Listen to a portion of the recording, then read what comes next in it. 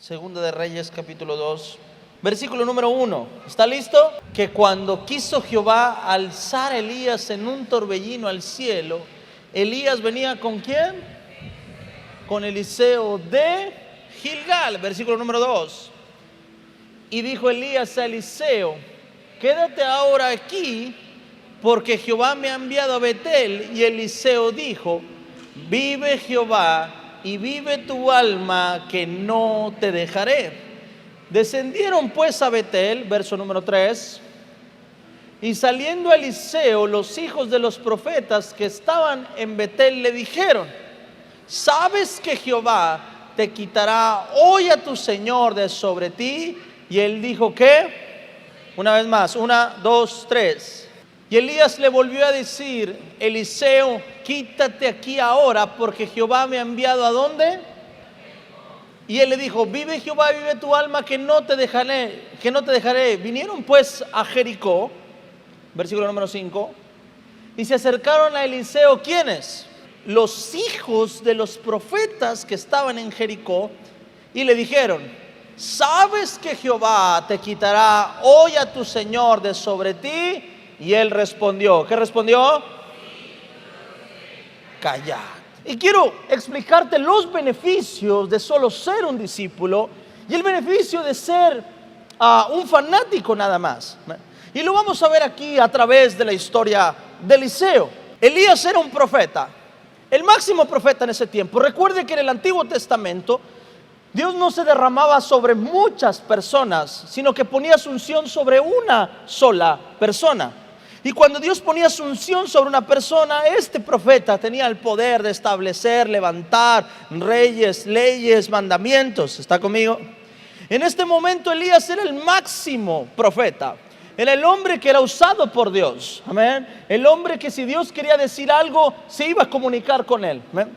Elías tiene a muchas otras personas que lo siguen a él. Amén. Que respetan su unción. ¿Está conmigo? Que respetan la unción de Elías. La Biblia, en la historia que yo le he contado, la Biblia nos enseña que hay momentos cuando Elías está hablando con Eliseo de ir hacia Jericó. Dice que se encuentra otros profetas que habían recibido la revelación de Dios. ¿Está conmigo? Profetas que también Dios les había hablado. Y los profetas sabían algo que Elías sabía y que Eliseo sabía. Y lo deja bien claro, señalado, se acercan a él y dicen: Eliseo, ¿sabías que hoy Dios ha decidido que llevarse a Elías? Tenían una revelación de Dios también. Pero había una diferencia entre estos profetas y entre Eliseo. Versículo número 6 dice así. Dice: y Elías le dijo: te ruego que te quedes aquí, porque Jehová me ha enviado ¿a dónde? Al Jordán. Y él le dijo: vive Jehová, vive tu alma, que no te dejaré. 3 lugares. Y fueron pues ambos. Versículo número 7 dice: y vinieron ¿cuántos varones? 50 varones de los hijos de los profetas, y se pararon delante a lo lejos, y ellos dos se pararon junto al Jordán. Dice: se vinieron 50 varones de los hijos de los profetas. O sea que Elías tenía más, no solamente 50, estos solamente eran los hijos de los profetas. Entonces había más de 50 personas que conocían a Elías, que respetaban la unción de Elías, que respetaban el llamado de Elías, que sabían que Elías era la voz de Dios en la tierra. Pero había una diferencia entre estos 50 hijos y Eliseo.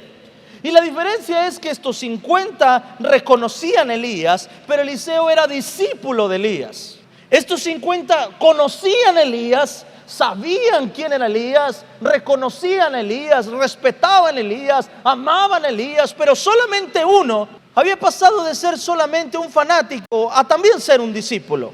Y Eliseo estaba pegado a Elías. Y la Biblia dice que cuando Elías quería irse, que cuando Elías, ya recibiendo la revelación, dijo: ¿sabes qué? Voy a Jericó. Y le decía: quédate aquí, porque Dios me ha mandado ir a Jericó. Y Eliseo le respondía: vive Jehová, vive tu alma, que no te dejaré. Y caminaba junto a Elías. Quiero que entienda primero esto, para que entienda por qué o cuál es el fruto que viene después de lo que Eliseo hace. Eliseo se convierte en un discípulo, camina pegado a Elías.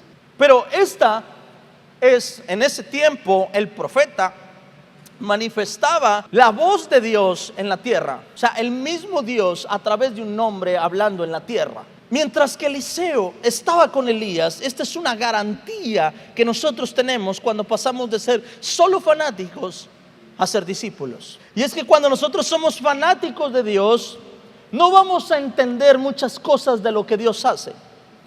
Pero cuando somos discípulos de Dios, siempre formaremos parte del plan que Dios tiene para nuestras vidas. En repetidas ocasiones Jesús hizo esta diferencia entre decir, es que ellos solo me siguen, es que ellos solo contemplan milagros, es que ellos reciben milagros, pero a ti te he dado esto porque eres mi discípulo. Pero tú compartes la mesa conmigo porque eres mi discípulo. Pero tú oras conmigo en las noches porque eres mi discípulo. Amén. Ser discípulo te lleva a tener responsabilidades, pero también te lleva a tener beneficios. Te voy a decir una cosa, yo no puedo dar credibilidad de algo que yo no conozco. Yo voy a dar credibilidad o voy a respaldar la credibilidad de algo hasta que yo lo conozca. Y ese es uno de los beneficios de ser discípulo, que cuando eres discípulo das credibilidad de lo que conoces. Amén. Todos en el mundo hablaban de que Jesús era un falso profeta. Todos hablaban, los fariseos decían que Jesús echaba demonios por medio de Belcebú o por medio de otros demonios. Pero los discípulos que caminaban con Jesús, que dormían con Jesús, que hablaban con Jesús, ellos decían, tú eres el Cristo, el Hijo del Dios viviente. Porque cuando eres discípulo, cuenta contigo para lo que el Señor está haciendo. Pero cuando no eres discípulo, aun seas un gran fanático como Pablo, lo único que vas a hacer es un estorbo en lo que Dios quiere hacer. Pablo era un gran fanático de Dios. Pablo era una persona que se la pasaba estudiando de Dios, aprendiendo de Dios, dedicó su vida a aprender de Dios. Pero fue el mayor estorbo para cuando Jesús quiso predicar en la tierra, al menos mientras que Jesús estuvo vivo. Cuando Jesús, después en Hechos, Jesús se encuentra con Saulo, tiene un encuentro con él y entonces cambia la mentalidad de Pablo. Amén. O la mentalidad de Saulo. Y una vez que tiene un encuentro con Saulo, Saulo después dice, todo el conocimiento que yo tengo, todo lo que yo aprendí, toda mi sabiduría la tengo por basura cuando estoy delante de Dios. ¿Está conmigo? Hay algo aquí en la historia de Elías y Eliseo que a mí me gusta. Y es que cuando ven a Eliseo pegado a Elías, y ven que Elías se mueve una parte y ven a Eliseo pegado con Elías, los profetas se acercan a Eliseo y a lo mejor estaban pensando en él, ay, pobrecito, tan pegado que está Elías que yo creo que ni sabe que hoy va a perder a su mentor. Y los profetas se sintieron en la responsabilidad de acercarse a Eliseo y contarle, y a lo mejor, no sé, me imagino yo que entre ellos estaban, le decimos, no le decimos, mira, se ve como si nada, se ve tranquilo. Amén. Como cuando tú sabes que alguien está engañando a otra persona, dices, le digo, no le digo, le cuento, no le cuento, pareciera que esta persona no sabe. Amén.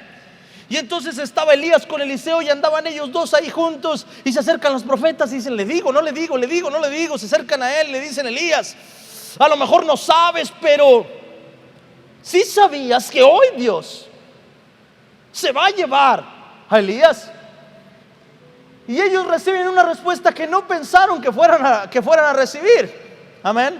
Porque tú no preguntas algo esperando que la persona te diga, sí sé. Amén. Si ellos le dijeron esto a Eliseo, fue porque ellos creyeron que Eliseo no lo sabía. ¿Estás conmigo? Y se acercan a Eliseo y le dicen, Eliseo, ¿sabes que hoy Elías se muere? Y Eliseo le responde, sí, cállate. ¿Está conmigo? Porque este es un beneficio de ser discípulo. Cuando eres discípulo, sabrás los planes que Dios tiene para ti. Cuando no eres discípulo, te la pasas cuestionando a Dios sobre todo lo que Dios está haciendo en tu vida. ¿Está conmigo? Cuando delante de la iglesia, y te voy a poner un ejemplo, no lo digo por nada personal, pero lo veo en muchas otras iglesias. Pero cuando estás dentro de una iglesia y en la iglesia, la mayoría de la iglesia es fanática y no discípulo de la visión de la iglesia, se la pasan cuestionando y criticando las decisiones del pastor. Amén. Porque no entienden. Amén. Porque no entienden lo que está pasando. Amén. Amén. Cuando pasa algo acá en la iglesia, yo llamo a mi liderazgo. Yo tengo un liderazgo. Amén. Y tengo personas que yo lo siento y armamos una mesa grande aquí. Y cuando armamos la mesa grande y se sientan todos ellos, yo hablo con ellos y les digo: ¿saben qué? Acaba de pasar este problema, pasó este problema, está esta persona y esta persona involucrada, y vamos a tomar una decisión. La decisión que estoy tomando es esta, por esto, por esto, por esto y por esto. Y el que es discípulo entonces escucha, porque está en esta reunión por ser discípulo. Y cuando termina la reunión, cuando se toma una decisión y entonces pasan los días y una persona pregunta: mira, si pasó esto, ¿y por qué el pastor no hizo nada? Y el discípulo sabe y dice: no, sí se hizo, hasta hubo una junta. Y el que no estuvo en la junta dice: ¿qué pasó? Amén. Pero el que está dentro sabe lo que está pasando. Amén. Las decisiones que nosotros tomamos cuando nos cambiamos de iglesia, cuando empezamos a construir, cuando nosotros empezamos a movernos en octubre, aún sabiendo que no estaba listo, que los baños todavía no tenían agua, aún sabiendo todo, ¿sabes? Todo eso se contempló con discípulos. Y esa es la ventaja, es un beneficio de ser discípulo. Y estás enterado, o sea, estoy hablando en algo natural. Bueno, espiritual sucede exactamente igual. Espiritual, cuando Dios quiere hacer algo en tu vida, ¿sabes qué va a pasar? Dios va a hablar a tu vida y te va a dar la revelación a tu vida. Hasta cuando está a punto de quitarte algo, Dios primero te avisa de lo que Dios va a hacer. Dios pone un sentir en tu vida de lo que Dios quiere hacer. Pero cuando nosotros empezamos a cuestionar lo que Dios está haciendo, es una señal que no estamos siendo discipulados por Jesús. Cuando Jesús estaba teniendo a los discípulos y estaba trabajando con ellos, estaba Simón. Y cuando estaba Simón, todos conocían a Simón, sabía cómo era Simón. Aún cuando fue arrestado, vieron el carácter de Simón. Y vieron el carácter de Simón. Respondió Simón de una manera o de una forma. Y en ese momento quizá la gente pensaba y decía: ¿cómo? ¿No dijo Jesús que la iglesia iba a estar, que Simón iba a ser parte clave de la iglesia, de la fundación de la iglesia? ¿No le había dicho que Dios era el que le revelaba las cosas? Y vemos un Simón actuando por impulsos. Y quizá la gente que estaba ahí cerca, el otro discípulo, la mamá de uno de los discípulos, de los dos discípulos que vino a decir: Jesús levanta a estos más que a los otros. A lo mejor está diciendo: pues no, que Jesús sabía lo que estaba haciendo. Amén. Y pareciera que Jesús se había equivocado, pero después vemos que no. Amén.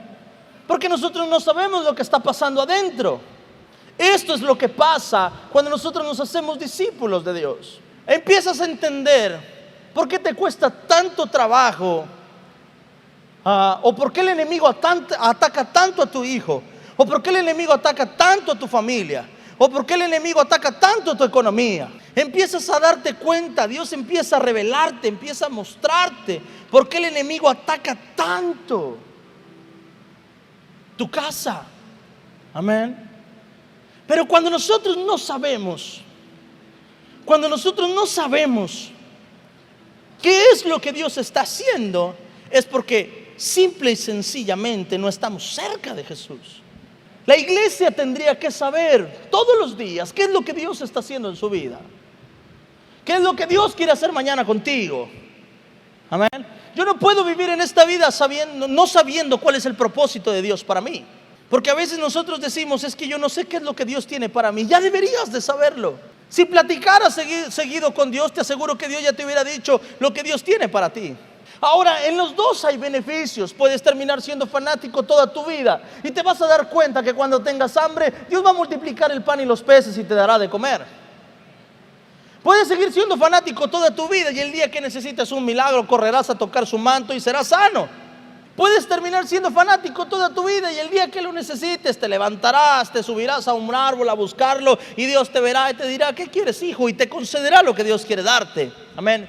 Pero también tienes la oportunidad de acercarte a Jesús y decirle: Jesús, no solamente quiero que me des el beneficio, no solamente quiero que a veces me toques, no, quiero que cuentes conmigo, quiero que uses mi vida, quiero que mi generación sea diferente, que mi generación te conozca, que mi generación te sirva, que mi generación camine contigo. Amén. Pero esa es una decisión que tú tendrás que tomar.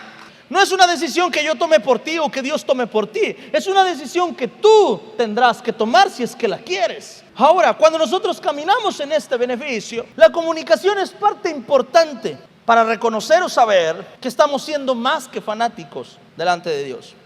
Esto fue lo que estaba pasando con Eliseo. Estaba a punto de pasar algo terrible. Iba a morir la única persona a quien le daba la paternidad, su padre, quien lo guiaba, quien lo enseñaba, con quien caminaba, al que le había entregado toda su vida. Estaba a punto de partir, pero le estaban diciendo a Eliseo: de seguro este no sabe lo que está a punto de pasar. Y cuando le dijeron, Eliseo dijo: sí sé, pero cállate.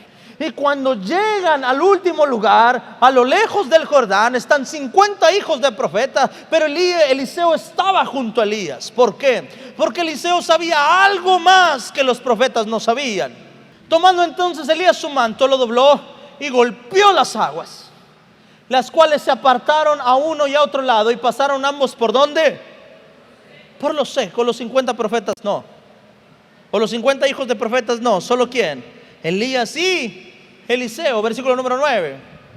Cuando habían pasado, Elías dijo a Eliseo: pide lo que quieras que haga por ti antes que yo sea quitado de ti. Y dijo Eliseo: te ruego que me des una doble, diga conmigo, una doble porción de tu espíritu, sea sobre. Y Elías le responde una cosa, versículo número 10. Él le dijo: cosa difícil has pedido. Si me vieres cuando fuere quitado de ti, te será hecho así. Mas si no. Mira, lo que Eliseo estaba pidiendo era algo que hasta Elías consideraba imposible. Pero ¿por qué razón Eliseo estaba pidiendo esto? Los profetas sabían que Elías iba a morir, pero no sabían que podía recibir una doble porción de lo que tenía Elías. ¿Por qué Eliseo sí? Elías le dice una cosa: la única forma de que recibas la doble porción de mi espíritu, ¿sabes cómo es? Que me veas cuando yo fuera arrebatado. Se la pone aún más difícil.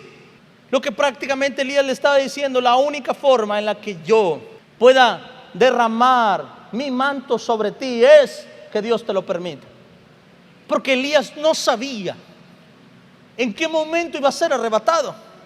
Sabía que lo iba a hacer, pero no sabía en qué momento. Sabía que esa decisión nada más la tenía Dios. Y por eso Elías le dice a Eliseo: la única manera en que tú puedas recibir la doble porción mía, ¿sabes cómo es? Que Dios te avise cuando me vaya a ir y tú puedas estar ahí. Si no me ves, no se va a poder. En pocas palabras le estaba diciendo: si Dios no te toma en cuenta, entonces no.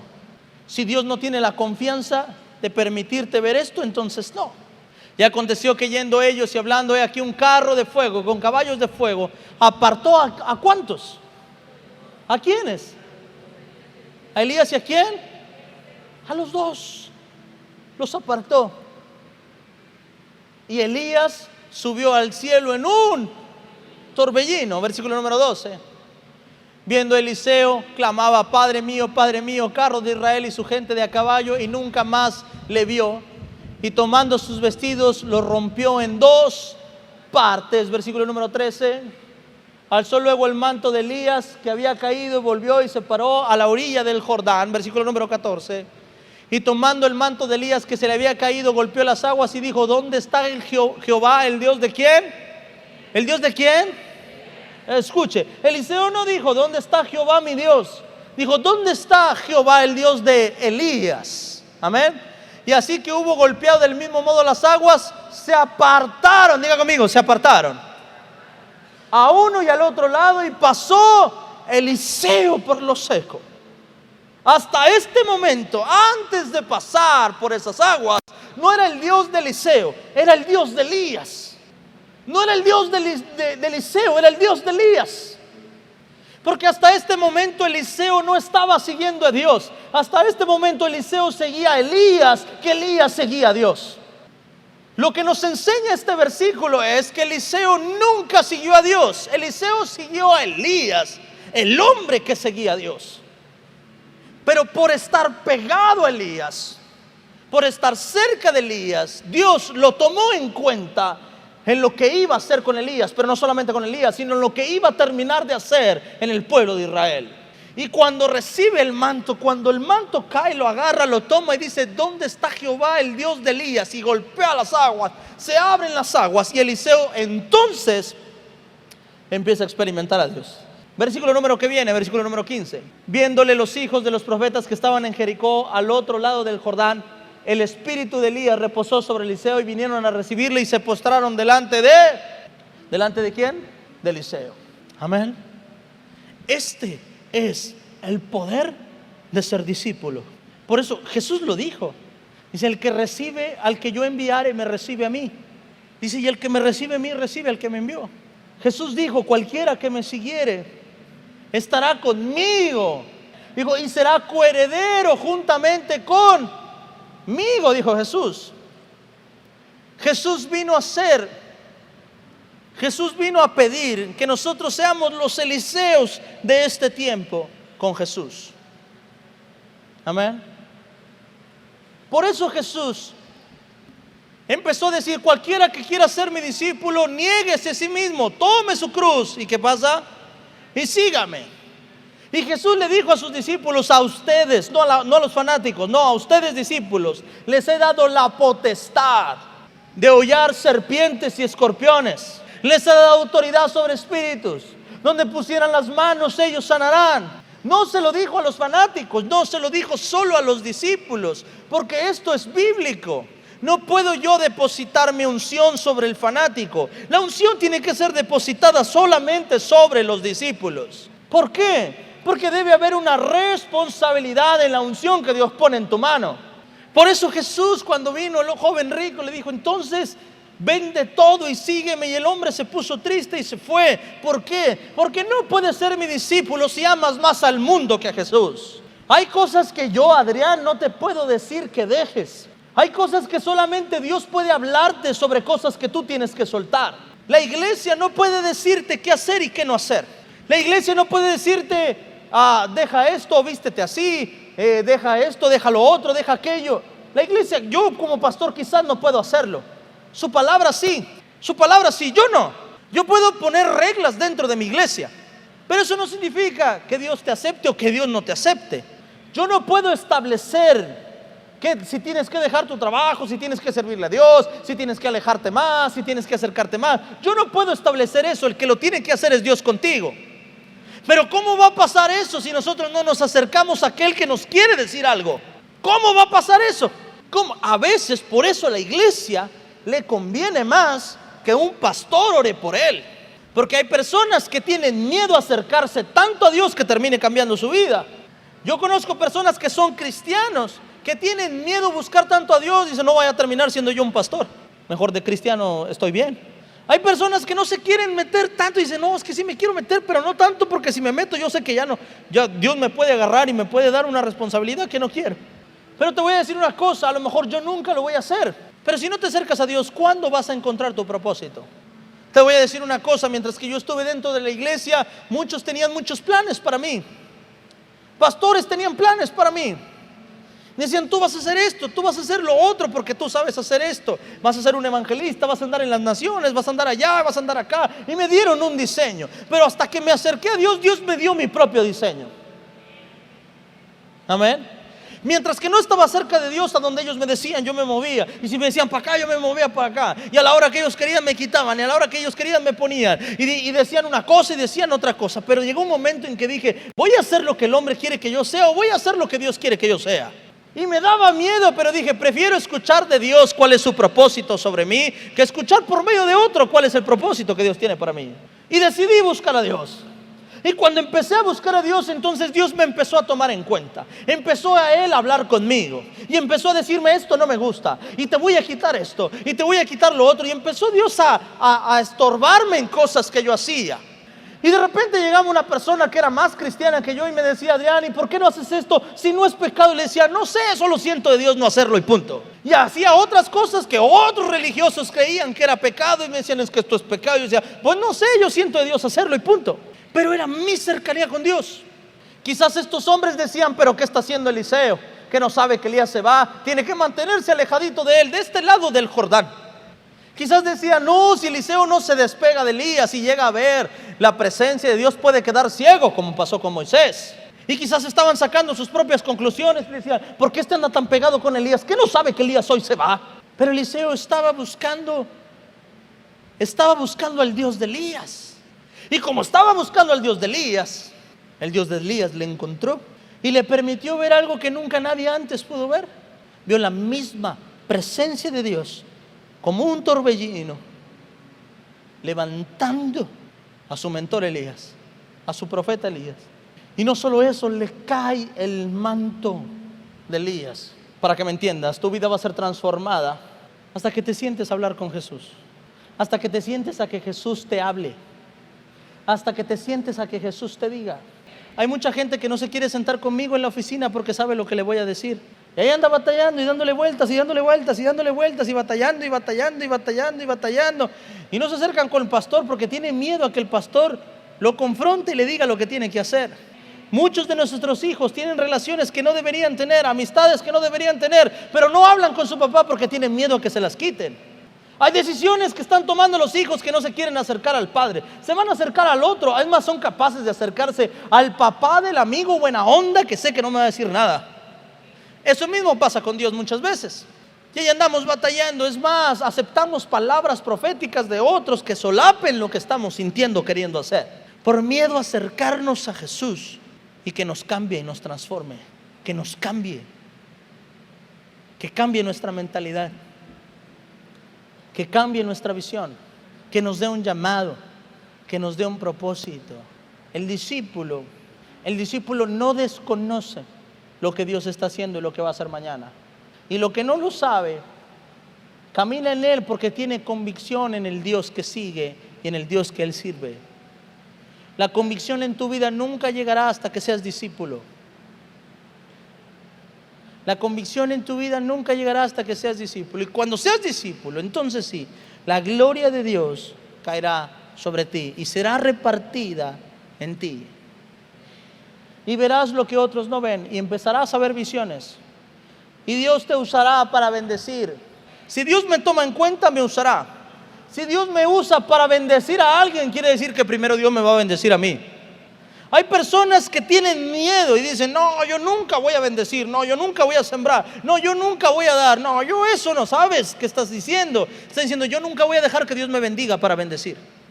Cuando yo recién conocí a Cristo y empecé a ver que se necesitaba, que había que sembrar, que había que ayudar, yo decía: entonces yo lo quiero hacer. Y yo lo empezaba a hacer y me decían: ¿por qué lo haces? Porque si lo hago, entonces quiere decir que el Señor primero me va a llenar para yo poder dar.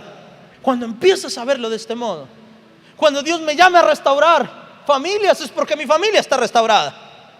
Cuando Dios me llame a orar por enfermos, a poner las manos sobre los enfermos, es porque Dios ya me ha dado sanidad a mí. Entonces cuando a mí me hablan y me dicen: cuando yo tenía leucemia, me viene un profeta y dice el Señor que Dios te usará para sanar a los enfermos. Y cuando me dijo eso, dice: quiere decir que Dios me va a sanar. Y yo tomé esa palabra y dije: amén, lo creo.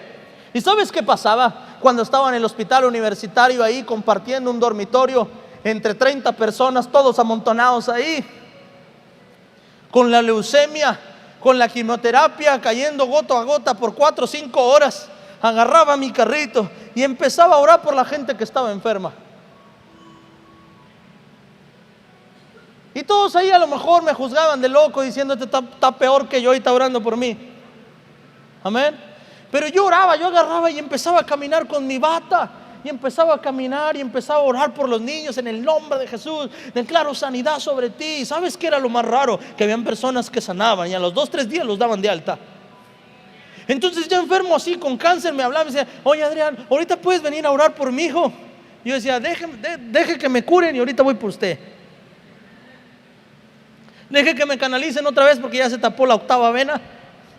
Y ahí voy para allá. Y una vez que me canalizaban, ahí iba yo, 28 kilos, y empezaba a orar por sanidad. Y lo único que en mi mente pensaba era: hoy oro por enfermos, hoy oro por otros que están enfermos, pero porque yo voy a obtener mi sanidad. Y yo le decía a Dios: un enfermo no puede orar por otros enfermos, solamente los sanos oran por enfermos. Amén. Y le decía a Dios: yo creo en mi sanidad, y sé que como lo ha sanado a ellos, también llegará el momento de mi sanidad. ¿Y sabes qué pasó? Llegó el momento de mi sanidad. Y han pasado 20 años y estamos aquí orando por todo aquel que lo necesita, en el nombre de Cristo Jesús. Amén. Amén. Si no te visualizas ayudando a otros es porque no te visualizas próspero. Si no te visualizas orando por enfermos es porque no te visualizas con el poder de Dios en tu vida. O más bien, si no te visualizas compartiendo a otros de Dios es porque no estás lleno de Dios. Jamás vas a pensar en bendecir a otros cuando estás pensando en tu necesidad.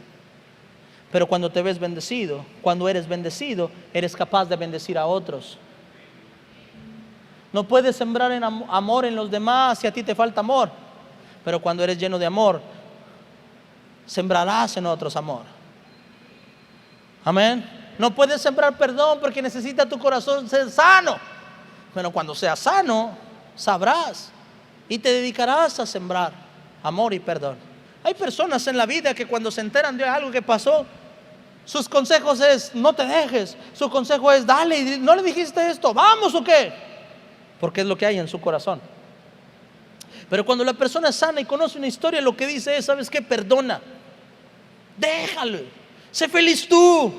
Hasta que seas discípulo de Jesús te vas a llenar de Él.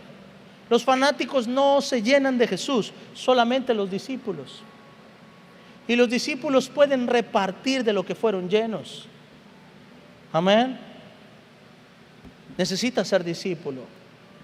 Te invito a dar ese paso de fe.